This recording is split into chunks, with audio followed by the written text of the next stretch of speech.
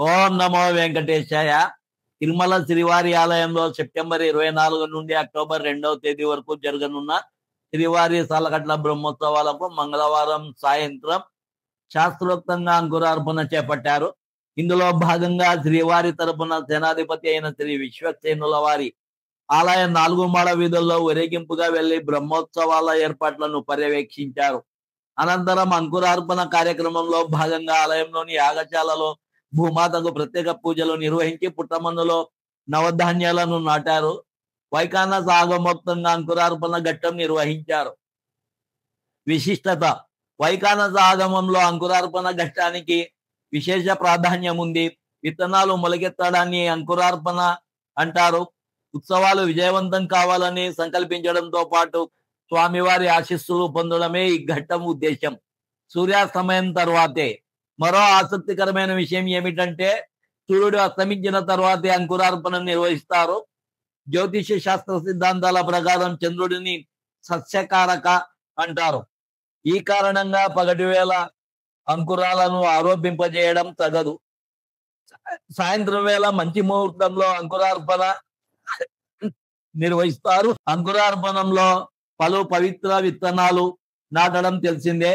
అంకురార్పణంలో నాటే విత్తనాలు బాగా మొలకెత్తుతాయి.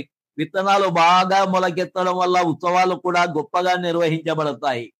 అంకురార్పణ క్రమం: విత్తనాలు నాటేందుకు పాలికలోని మట్టి కుండలను వినియోగిస్తారు. యాగశాలలో ఈ మొత్తం కార్యక్రమం నిర్వహిస్తారు. అత్రి అనే మహర్షి తన సమూర్తార్చన అధికరణం అనే గ్రంథంలో అంకురార్పణ కార్యక్రమాన్ని రచించాడు. అంకురార్పణ జరిగే రోజు మధ్యాహ్నం వేళ విత్తనాలను కొత్త పాత్రలో నీటిలో నానబెడతారు. అంకురార్పణ నిర్వహించే ప్రదేశాన్ని ఆవుపేడతో అలంకరిస్తారు. ఇక్కడ బ్రహ్మపీఠాన్ని ఏర్పాటు చేస్తారు.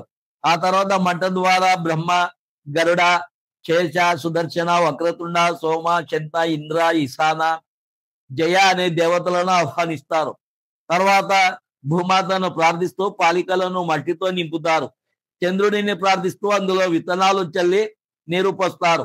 ఈ పాలికలకు నూతన వస్త్రాన్ని అలంకరించి పుణ్యాహవచనం నిర్వహిస్తారు.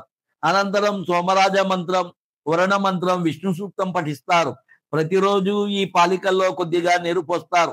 ఈ మొత్తం కార్యక్రమం వేద మంత్రోచ్చారణ, మంగళ వాయిద్యాల నడుమ సాగుతుంది.